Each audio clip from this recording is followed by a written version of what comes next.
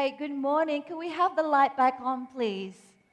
Okay, we're going to do something different for the next 10 minutes as we're still waiting for some of our guests to arrive. So, let me introduce myself. My name is Sari Latif. I am the MC in training. They want me to get to the level of Ryan, so I'm here this morning to host this session.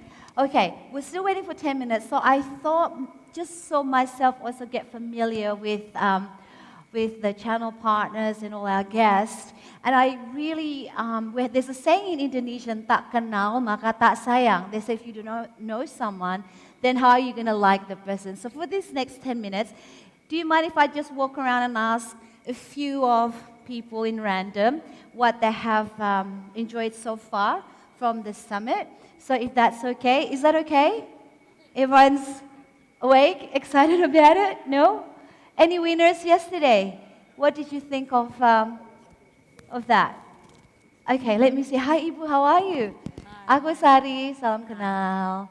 Bu, what do you think about the session so far? What I love about the session is the pitch. I really like the pitch. 90-second pitch. Okay, the smart Ryan pitch. is one of the best. He is. I like that. The second is the networking, the dance, the dinner. fireworks. That's very, very good. And a lot of people sing. Yeah. Yeah, I think I never see the IT people sing so well, so I like that. And then the last one, I think networking is very good. You've made quite a number of friends or yes. I got a lot of friends here, so I think it's a very good event. Great. We love having you here. Okay, we're almost there. Maybe anyone that participated in the smart pitch yesterday, can you just give me a bit of a hands up? Who participated in the smart pitch yesterday? Shy? Okay, let me ask someone else then. Oh, you went to the smart pitch, didn't you? Did you do the smart pitch? No, you didn't. I'm trying to look around. I forgot there's so many of you. Where's from Lumbung, Muncul? The Indonesian Lumbung Muncul, no? All right, I'll ask somebody else. A gentleman, let's see. I'll pick on you. Hi, good morning. Hi. How are you? Good. Tell us a little bit about your experience from the day one session. This is my first session with the Gates. It's a good session because especially expanding ourselves, coming from India, interacting with the Asian market people, and how's the welcoming of new technology and new innovation into the industry is over here. It's totally different. And interacting with different kind of the Southeast Asia, it's totally a different experience for us. Thank you. Thank you. This is not your first time in Bali. Right. You've been attending the summit for quite a while. No, this is my first. Your first one. the first Welcome. one. Right. Good. Right. Thank you. Thank you. Okay, maybe one more. We will start shortly. Where is my fellow Indonesian friends here? Pemalu. Hello. To Indonesia? No. No? I can't see. We all kind of like look the same. All right. Maybe one more. Any thoughts, Ibu? Okay. Let's see. Good morning. Are you one of our channel partners or just attending? I'm just attending. Can you give a few impression of what do you think about the session so far? Okay. Okay, I think this is the first time I come here to the Gates, and then I think that is a wonderful event that we can know each other around the Asian country, and then hopefully we can have a good relationship with the new vendor, distributor, or the partner. What I like is about the speaker, especially for the cybersecurity yesterday. Great. Okay, Thank you for that. Okay, thank you so much, everybody. Let's now begin our day two. We'll bring the video back forward.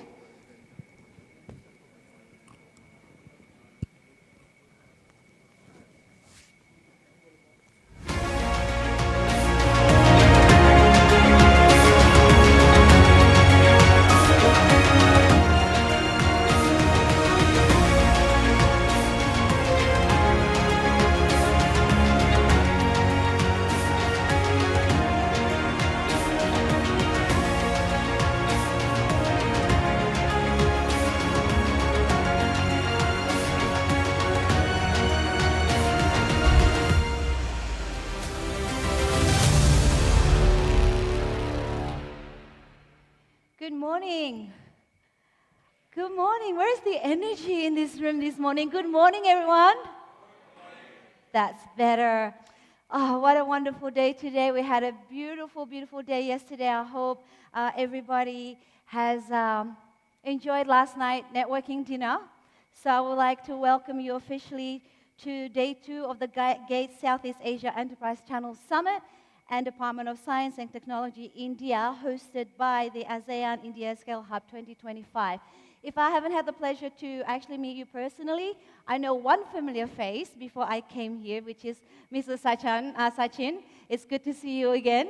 And I've made a few friends along the way since day 1. I hope to make more new friends on this conference today. So today we will continue to explore the dynamic intersections of innovation, strategy, and also partnerships. On the agenda this morning, we'll kick off with a thought-provoking fireside chat featuring His Excellency, Shri Jayant and Khobragde, who will share his powerful insights and knowledge in the billionaire mindset.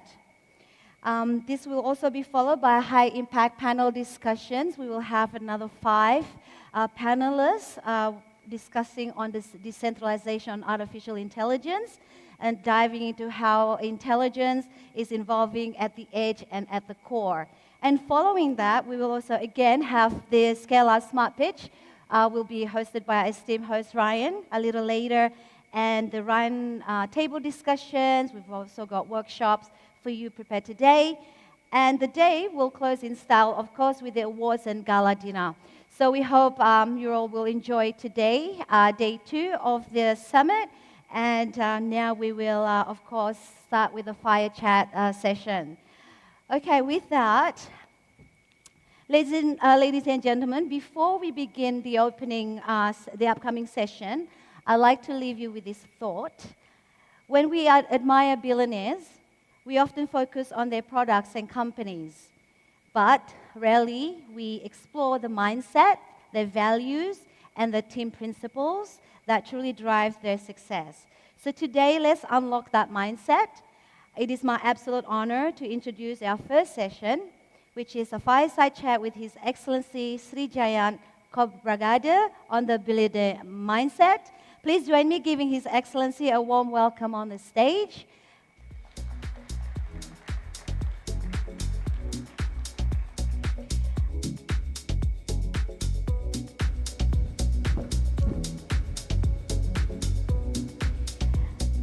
His Excellency will be accompanied by 2 of his guests, Mr. Anurag Singh, the CEO, First Indian Institute of Tech, Kanpur.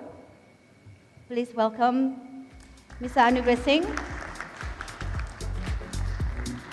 And last but not least, Professor Braj Bhushan, the Deputy Director of Indian Institute of Technology. Okay, His Excellency, this stage is yours. Thank you.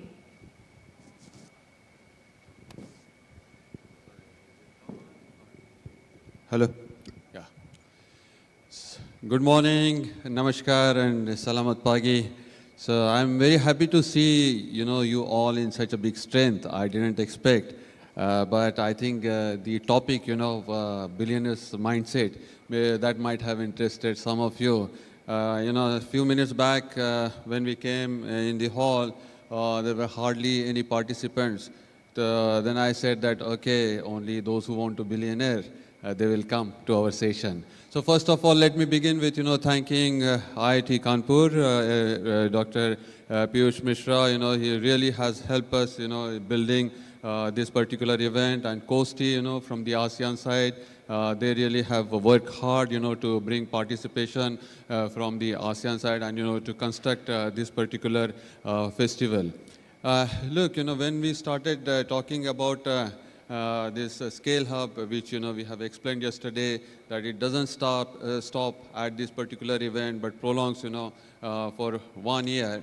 At that time, we had this dream, we had this thought, with my friend Sachin Gopalan, that, maybe, one day, this series of these events will create a unicorn. And yesterday we saw, the potential in some of you.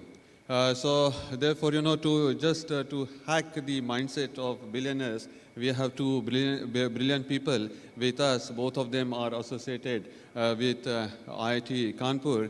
Mr. Anurag Singh, he is alumni from IIT Kanpur. Now he is CEO of Foundation for Innovation, Research and Science and Technology first. And then we have Deputy Director of IIT Kanpur.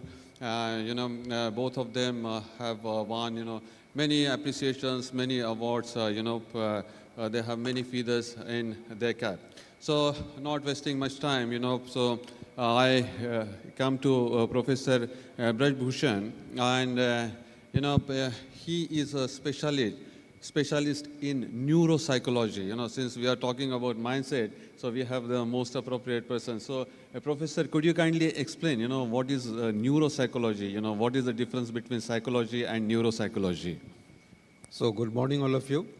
Psychology, as you understand, is basically the study of human behavior.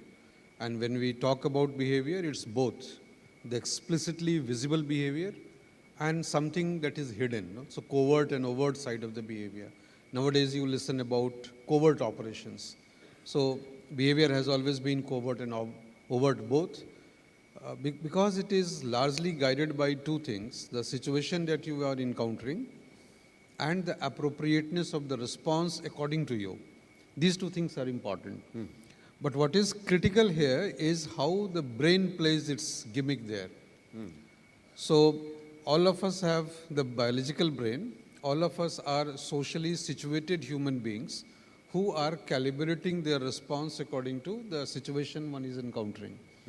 How this bridge is created to fill the gap between the expectation and the outcome. So that's neuropsychology. So, Professor, do you also do face reading? Face reading. Do you do face reading? Do you study body language? I avoid doing that, but that's my area of research. So exploring the human behavior, the invisible side of it, based on the expression. So have you seen like potential billionaires, since yesterday you have been watching, our peachmakers, yeah? I'm sure there are many. And one day, everybody would move in that direction. Okay, thank you so much. So let me come to, Mr. Anurag Singh. He is also IIT alumni. And for long years, he has been in the United States, in Pennsylvania since 1992. But somehow, he decided in 2022, around that time, to get again reassociated with IIT Kanpur. And he is CEO, as I mentioned earlier. So I want to ask you, Mr. Anurag Singh, what prompted you, to come back to IIT Kanpur? Good morning, everyone. So what prompted me to come back? IIT Kanpur has had a special place for me all along, actually. So it wasn't as if I came back out there. One thing which IIT Kanpur does to its credibility is host regularly some of the alumni events, and I had always been there. Okay. I admired and I enjoyed what was happening at IIT Kanpur, and what I saw from most of my environment, where I had grown up in Pennsylvania and built 2 companies and sold 2 companies out there. 22, I retired, kind of retired, I don't know. Now I can't even say I'm retired out there. I basically decided to come back and give something back to the institute out there. That was my whole goal. My family is still in Pennsylvania. So it's more about seeing how I can help some of these startups in IIT Kanpur. Wonderful. Thinking minds never retire. So coming back, to you, Professor Braj Bhushan, I have gone through your biodata. You are like the best student in your university, best professor in IIT, and you have received many awards. And I've seen that you also have done a lot of study during the COVID period on COVID. So I have, like 2 questions. One is that, are there some long-term impact on our thinking? And see, it's a matter of coincidence that in 2021, when we were deep into COVID, at that time, India produced 44 unicorns. I mean, it's just a matter of coincidence, or how do you correlate? Or it just, there are 2 isolated things? I think COVID taught us something very interesting that we had forgotten long back. COVID allowed us to think, to rethink, and to recreate. Something that was known to us, something that was very comfortably entangled with our day-to-day life, suddenly got disrupted. So we realized that we have to find solution for most of the things that we were already taking for granted. Once you start doing that, the mind stops thinking, or perhaps it starts thinking more systematically. Because right from the beginning of your life, you have seen how things move. And human beings have a tendency to form heuristics. Once you form mental heuristics, then you know how to jump from point 1 to point 2 without even realizing that there were hundreds of intermediate points there in between. Wow. So that's the comfort that we had created for ourselves, being all intellectually capable human beings. And then suddenly COVID posed a challenge before us. The challenge was that all intermediate steps had to be revisited. So my sense is that human beings by and large are creative. They love things which are more creatively designed. So anything which is flat doesn't appeal you, but some kind of geometric distortion which gives a different appeal attracts most of the people. Pieces of art, architecture, music, everything, literature, everywhere you find that kind of synergy where creativity is inbuilt in us. Because of this major disruption, which also made us lean towards the philosophy that life has to come to an end. And it was just by chance that COVID told us that the end is perhaps close for each one of us. And that is where I think the creative potential started, trickling once again. Yeah, and this triggered something new because I knew that I am a capable human being who lost the way in between, in the world of modernity, whatever your day-to-day requirement was. Now you have a time to think. Yeah. And you can't keep chatting with your own family members for too long. It will lead to some other consequences. So you think more. Because you think more, you have more of those spikes, mental spikes that will come to you. And it is also coated by the inherent fear that has crept in you that life has to come to an end and tomorrow it could be me. And I think the giving back tendency triggers right there. Wonderful, yeah. And perhaps this could have led to the onset of so many unicorns coming in a shorter time frame. Thank you so much, Professor. So we are already entering into the mindset, and it's very heartening to, listen to you that you say that, creativity is inbuilt in us, and there are some incidents which happen in our lives that, acts as a stimulus, for creativity to flourish. So coming to Mr. Anurag Singh, so sir, now you head, this foundation, and then you support many startups. So do you have a game plan in your mind to create among themselves some unicorns? And if it is there, can you please share with us? Sure, but before I jump into that, I think it triggered something that you said actually out here, and I was thinking, why in 2022 did I change and all of a sudden sold my company and decided actually to do something? And what triggered is really, there was something all of a sudden which changed. I had been a person working 7 in the morning till 10 in the night out there, day in, day out. And I never thought about it in these terms, like what you explained, and it's amazing as to, most probably, I also started thinking about way of life of how do you change that? What do you need to do differently out there? And it did trigger to me. I took a break from 2022 to basically going for a year before I started deciding, okay. This is more convincing answer, Mr. Anurag. Yeah.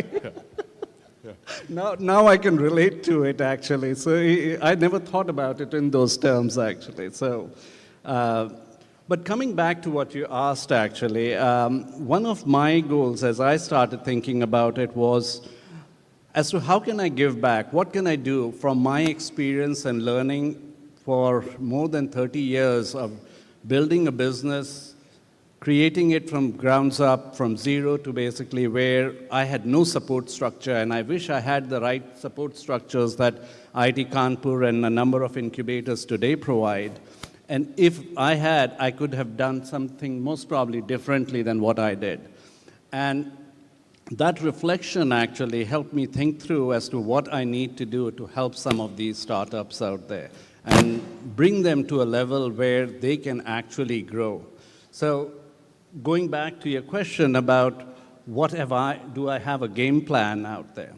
My game plan is very simple, actually. It's really to see how do I help facilitate and change the mindset of the entrepreneurs, because they are struggling from day one to the next day, trying to find out and figure and meet their financial needs sometimes, meet some of the challenges in the business, sometimes the partners, relationships, all of that, and bring it to the forefront and say, what do I need? Today, I was thinking about it a little bit differently, and I said, on CNN, they had a discussion about a husband and wife that were talking about ChatGPT, and the wife was saying, I most probably won't be able to live with him anymore because for everything he consults the ChatGPT and I get a feedback about it.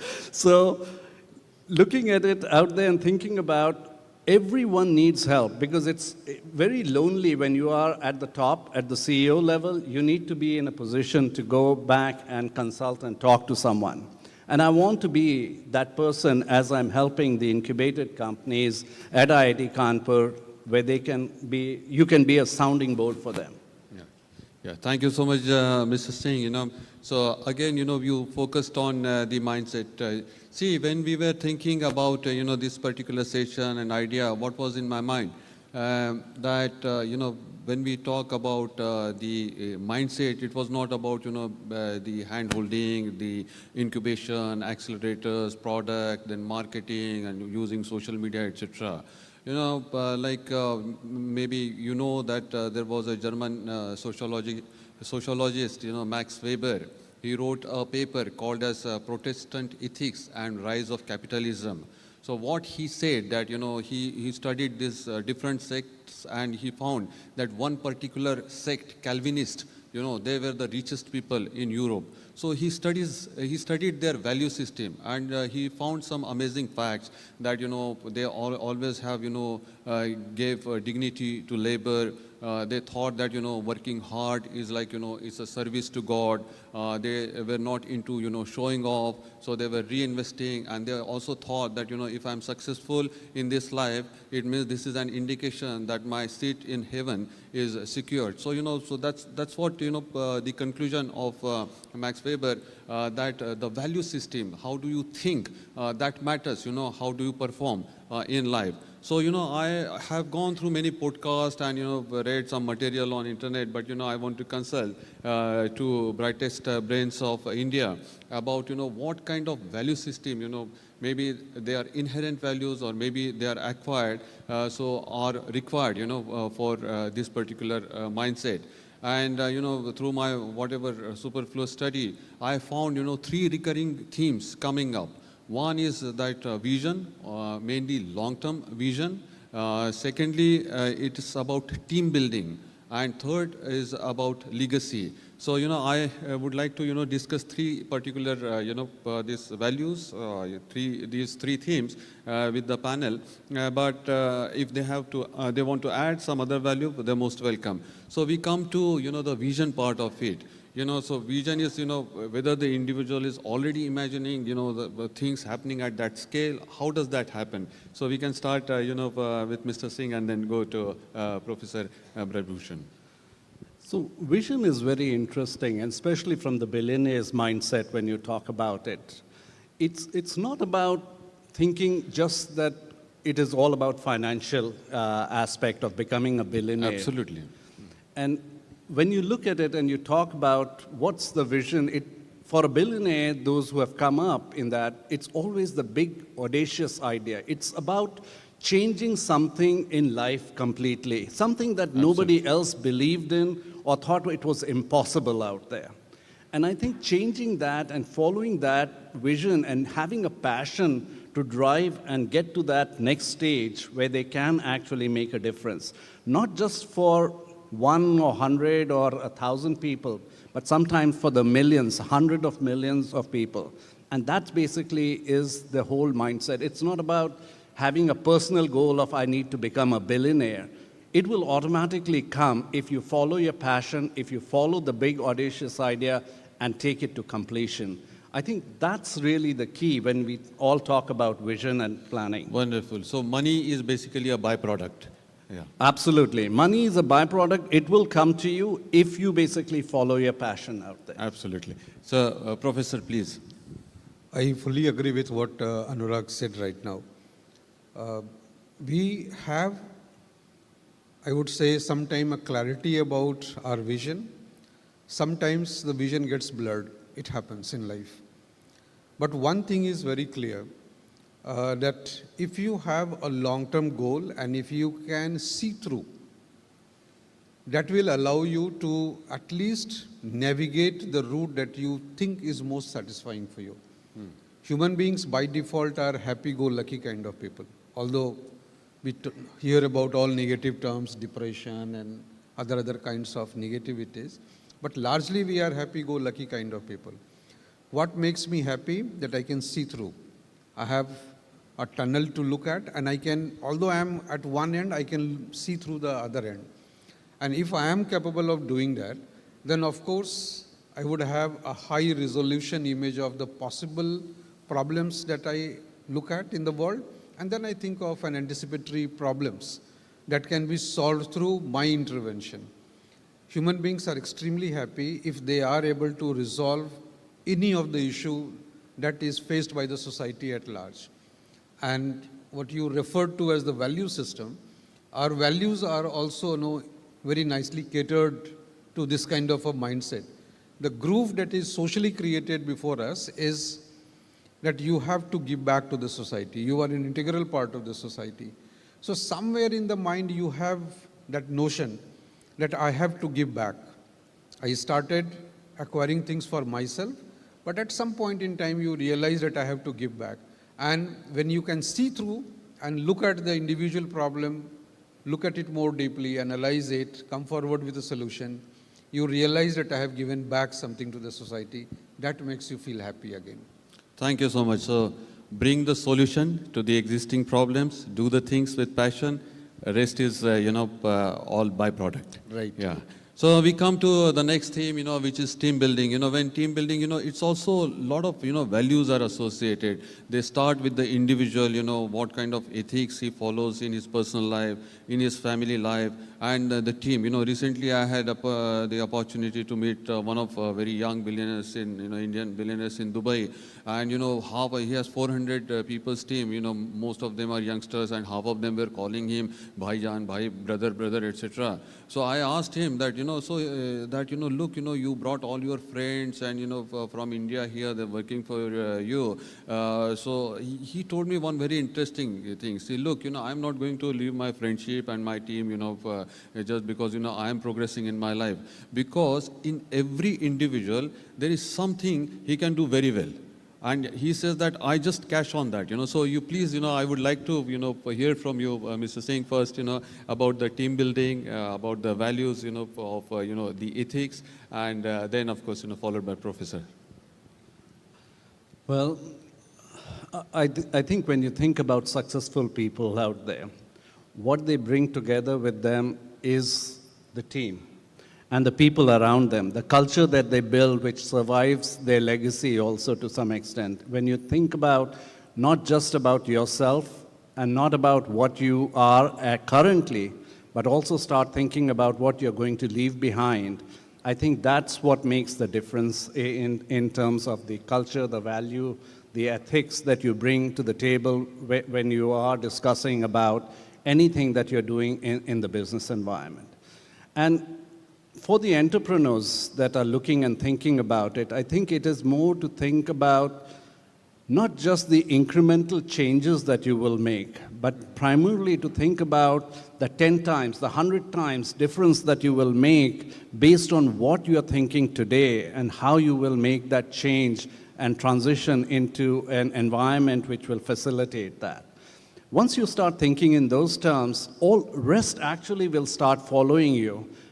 You talk about team building. I think if you have the vision and if you have the right kind of people, if you start thinking about bringing more smarter people than you around you, you will build the legacy automatically that is required to survive even after you leave either the company or maybe even beyond that. And I think that's the most critical part, actually, as you look at team building and capabilities of individuals to survive their legacy. Yeah. Thank you so much. Over to you, Professor. Yeah. So as Anurag was explaining, we by default are gregarious in nature. We like socialization. And how to socialize? So I would always be attracted towards similar ideas. Similarities will always attract. So if all of us are that creative, and if we are looking for similarities of ideas, then automatically there would be pockets that will be created. The pockets of like-minded people. Unfortunately, most of us are not risk-taking friendly. So we being risk-aversive, it's something that prohibits us from taking the lead. Those who are not risk-aversive will definitely take the lead, and therefore they become the team leaders. The rest all will follow. So one, when you have a vision, when you can see through, there are many who can also see through. But then they are risk-aversive. They don't want to delve into an area where discomfort would automatically come to them. So those who are risk-friendly, fine. You take a calculated risk, you move few steps ahead, realizing that in case things fail, I will be bold enough to confess that yes, I took this decision based on these criteria and I failed. But this failure will by default ensure that you recalibrate your response to ensure that the success comes to the next junction. And this is how the leaders will continue growing, and this is how the followers would keep on adding to this. And of course, I agree with Ambassador that every person in this room, in this world is endowed with certain capabilities. All you have to do is to find out who can do something better than others. And that person is entrusted with that calibrated responsibility that this is the domain where you would contribute, and therefore you get the optimum of each individual. So the team as a whole grows in this process. Yeah. Thank you so much. Honorable Prime Minister of India, His Excellency Shri Narendra Modi is one of the most brilliant examples of how he builds team. Then, his, teammates, how they build, teams, and then how he has made all of us proud wherever we are, even the, every individual now, every citizen, NRI or, overseas citizen of India, he started feeling, more proud about his belongingness to India. So that's how, the leadership and team building, those things get connected.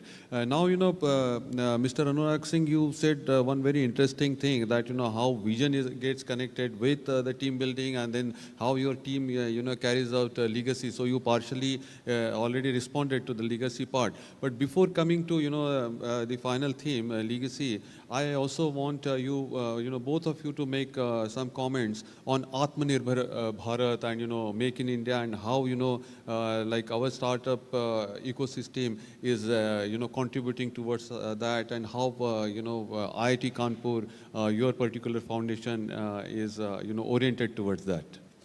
No, I think when I look at India today, and I think about what our Honorable Prime Minister has done actually, it's created an environment for the entrepreneurs to flourish in that environment.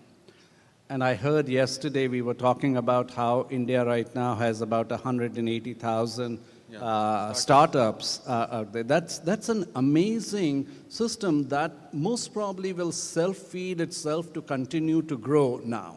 And I think that's one of the most important things that you need to understand, because there's always an inertia to start anything. But once you get the critical mass and the critical momentum started, you can easily actually keep that moving. Means Newton's laws are very common out there when you think about it. And it's same with the entrepreneurship. Coming back to how we are looking at this, we are looking from an IIT Kanpur side, and we are talking about Atmanirbhar Bharat, and we are looking at indigenizing most of the solutions that we are building to be built within the country out there, instead of basically go. And a good example, actually, we were talking about it, was one of the companies that I mentored as well as talked about and is part of our ecosystem is View Dynamics. And they are basically in the drone manufacturing, the defense area, both commercial and defense, and how they are pretty much close to 95% indigenized at this particular stage and moving with great momentum at this particular time. So again, I think the whole concept of how we are building this ecosystem, both from grounds up, and our Honorable Prime Minister and the team around him has done, that has done a phenomenal job of helping us build this system together. Professor, you would like to add something? Just adding some additional points, IIT Kanpur provides a vibrant ecosystem with two of its entity. One, what we call as SIIC, you find the full form here, and the other, we call it FIRST, F-I-R-S-T. One is a Section 8 company, FIRST is a Section 8 company, and SIIC is IIT Kanpur's own incubator. Now, IIT Kanpur being one of the elite institutes of technology in the country, offers you all kinds of possible solution, and the intellect is stationed there. So we promote our students, our staff, and our faculty to come forward with entrepreneurial ideas, and we have especially customized schemes. We call it FEP, Faculty Entrepreneurship Program, for the existing faculty members. We have the SEP for the students, and we have, even for the employees also, we have the entrepreneurial program. And IIT Kanpur allows either the student or the staff or the faculty to incubate its own company. I have incubated my own company at IIT Kanpur. And it's not only that we are focusing, although on the, if you look at the surface, no, you will find clean tech, green tech, agri-tech, med tech. These are the primary domains where you will find our visibility. But issues like education, issues like social inclusion, there are startups which are working in these areas as well. So very niche areas, very promising areas, and of course it makes us proud that we are contributing towards the growth of the society, towards the growth of the nation. Yeah. So, Professor, we come to the last part of our discussion. Mr. Singh has already responded about the legacy aspect. If you could, in two sentences, mention, about the legacy aspect. And by the way, while our panelists were discussing, I was thinking, like this Atmanirbhar theme, this itself is one of the values given by Honorable Prime Minister to our youngsters, to the entrepreneurs, to inculcate among, themselves. So please, your comments on legacy, and then we'll, complete our session. Yeah. Look at the ancient India, ancient world, I would say rather. The rulers had the tendency, to get their sculptures built while they were living, right? There were rulers who would carry historians with them when they would go on war, so that they write about them. We all have a tendency to live beyond our biological existence. And therefore, the very understanding that life is mortal, but the objective is to become immortal. This is what drives us. We want to leave behind something for which the world would remember. So that's how human beings get motivated to keep carrying their ideas, dreams, passion in their life. Yeah. Thank you so much. So, to conclude, basically what Vivekananda ji used to say that, take up one idea, make that one idea your life, think of it, dream of it, just leave every other idea. And then we can add in the process, you build a team, a solid team, and leave a happy legacy. Thank you so much. Thank you so much.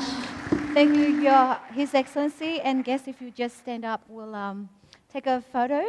That was such an inspiring, thought-provoking ideas. May you find your big, audacious ideas to make impacts in this world. Okay, great. If you can step forward. Okay.